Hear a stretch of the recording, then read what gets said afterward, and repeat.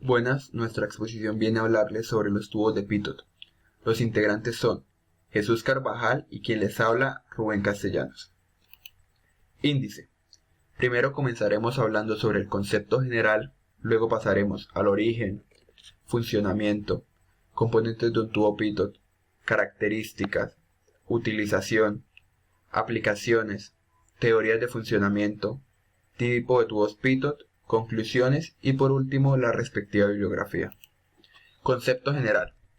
Es utilizado para la medición del caudal. Está constituido por dos tubos que detectan la presión en dos puntos distintos de la tubería. Pueden montarse por separado o agrupados dentro de un alojamiento, formando un dispositivo único. Uno de los tubos mide la presión de impacto en el punto de la vena. El otro mide únicamente la presión estática, generalmente mediante un orificio practicado en la pared de conducción. Un tubo Pitot mide dos presiones simultáneamente, la presión total y la presión estática. Acá se muestra la presión estática, este es el conducto de flujo, el manómetro que mide la presión estática y la presión total. Origen. Lo inventó el ingeniero y físico francés Henri Pilot en 1732. Esta fue la primera persona en medir la rapidez del agua en el río Sena en Francia. Luego con este invento lo modernizó y modificó Henry Darcy en 1858. Se utiliza mucho para medir la velocidad del viento en aparatos aéreos y para cuantificar la velocidad de aire y gases en aplicaciones industriales. Funcionamiento.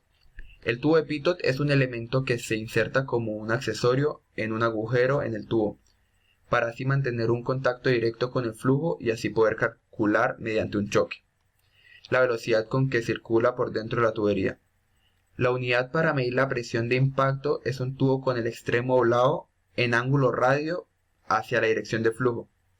El extremo del tubo que mide la presión estática es cerrado, pero tiene una pequeña ranura de un lado. Los tubos pueden montarse separados o en una sola unidad. Como dije anteriormente, acá se puede ver mejor en el gráfico, la presión estática sale por un lado, como dije, y la presión total. Por acá se muestra el flujo. Componentes de un tubo Pitot. Todos los tubos Pitot en general tienen estos componentes que muestra la figura. Cruceta de válvulas, válvulas de purga de aire, válvulas de conexión de manguera, la varilla, guía de medición, anillo fijador, soporte de la escala graduada, tuerca de conexión, anillo de bloqueo y vertical, en la parte inferior vertical, tapón protector de los orificios. Estas son algunas características más importantes de los tubos de Pitot. Entre ellas encontramos que son óptimos para la medición de caudales de líquidos, gases y vapor. Las pérdidas de presión son mínimas en comparación con otros elementos primarios de caudal, aproximadamente menores a un 1% de error de pérdida de presión. El tubo de Pitot es un medidor de flujo y es un instrumento sencillo, económico y está disponible en amplias márgenes de tamaños. Es uno de los medidores más exactos para medir velocidad de fluido dentro de una tubería. La instalación simplemente consiste en un sencillo proceso y de ponerlo en un pequeño agujero taladrando la tubería. El tubo de Pitot tiene una sección circular y generalmente doblado en L. Consiste en un tubo pequeño de diámetro con una abertura delantera que se dispone contra una corriente o flujo de forma que su eje central se encuentre en paralelo con respecto a la dirección de la corriente. Esto para que así cuando choque de forma frontal contra el orificio del tubo.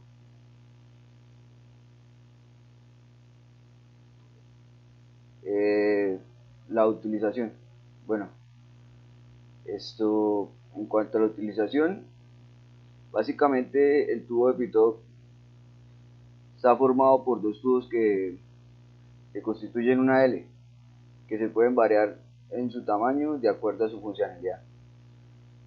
Uno de los tubos se encarga de medir la presión de impacto de flujo, mientras que el otro se ocupa de la presión estática gracias a un orificio habilitado a tal fin. Entonces, se está hablando de que el tubo de Pitot se utiliza más que todo para calcular una presión total. Esta presión total también se denomina presión de estancamiento o presión remanente, y es básicamente la suma de las presiones estáticas y la presión dinámica. La unidad para medir la presión de impacto en un tubo es un extremo doblado en ángulo recto hacia la dirección del flujo. El extremo del tubo que mide la presión estática es cerrado, pero tiene una pequeña ranura de un lado.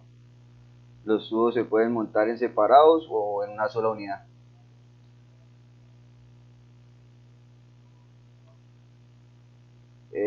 Aplicaciones. Las aplicaciones de los tubos de Pitot están muy limitadas en las industrias. Esto es porque tienen una facilidad a obstruirse por la presencia de cuerpos extraños en los fluidos.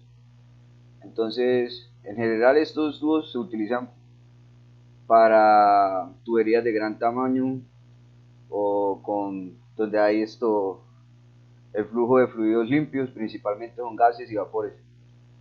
La precisión de estos depende de la distribución de las velocidades y generan presiones diferenciales muy bajas que resultan difíciles de medir. Una de las aplicaciones más conocidas de los tubos de Pitot se encuentra en la aviación, en la cual es utilizado para medir velocidades del avión respecto al aire.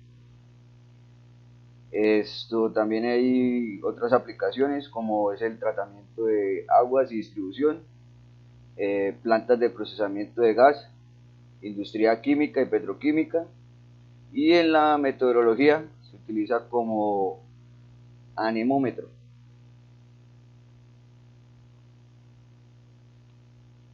Acá hay un pequeño ejemplo de la aplicación del tubo de Pitot en un avión, que básicamente en este caso funciona como un sensor y está colocado en la parte exterior del fuselaje, y es allí donde se mide la presión del aire y la traducen a la velocidad relativa en la parte instrumental del avión.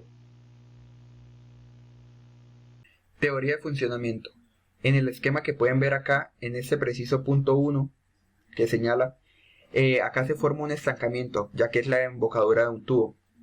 La velocidad aquí es nula, y la presión, según las ecuaciones de Bernoulli que pueden observar acá, aumenta hasta que la presión total igual a P sub 0 más P más un medio de B sub 0, siendo que B sub 0 y P sub 0 es igual a la presión y velocidad de la corriente hiperturbada.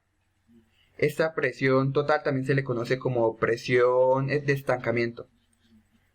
Aplicando la misma ecuación entre las secciones 1 y 2, se puede decir que B1 es igual a B2 es igual a 0, o sea que B1 y B2 es igual a 0. Se tiene que Y1 más P1 sobre PG es igual a Y2 más P2 sobre PG, siendo que Y2 menos Y1 es igual a la lectura del tubo pisométrico. Luego queda la llamada expresión de Pitot, siendo la presión total igual a la presión del gas por la gravedad por la lectura del tubo pisométrico. El tubo de Pitot se utiliza para medir presión total o de oclusión al tiempo que se mide la estática. Resolviendo la ecuación de Bernoulli obtenemos la velocidad de flujo, que esa es la fórmula, siendo V velocidad, PT presión total, que es la misma presión de estancamiento, y la presión estática. Existen dos tipos muy comunes de tubos de Pitot. Uno es el Pitot estándar tipo L, también llamado Pran, en honor a su inventor, que combinó un tubo de Pitot con un anillo piezómetro para obtener la presión dinámica de flujo. Al costado tenemos una imagen clara de un modelo de un tipo de Pitot tipo L con sus respectivos componentes.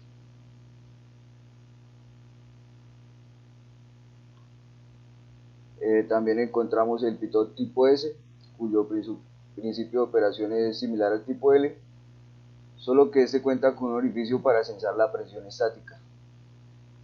En la parte de abajo podemos ver un ejemplo claro de estos tipos de tubo de Pitón.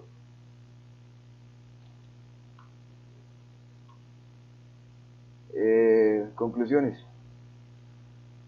Como resultado de la investigación, podemos concluir que los medidores de flujo son dispositivos el cual pueden ser utilizados en muchas aplicaciones, ya sean tecnológicas y aplicaciones de la vida diaria, en donde conociendo su funcionamiento y su principio de operación, se puede entender de una manera más clara la forma en que este nos puede ayudar para solventar o solucionar problemas. También cabe que reconocer que con la ayuda de un medidor de flujo se pueden diseñar equipos para aplicaciones específicas o hacerle mejoras a equipos ya construidos y que estén siendo utilizados por empresas, en donde se desee mejorar su capacidad de trabajo, utilizando menos consumo de energía, menos espacio físico y en general muchos aspectos que le pueden disminuir pérdidas o gastos excesivos a las empresas en donde estos sean necesarios.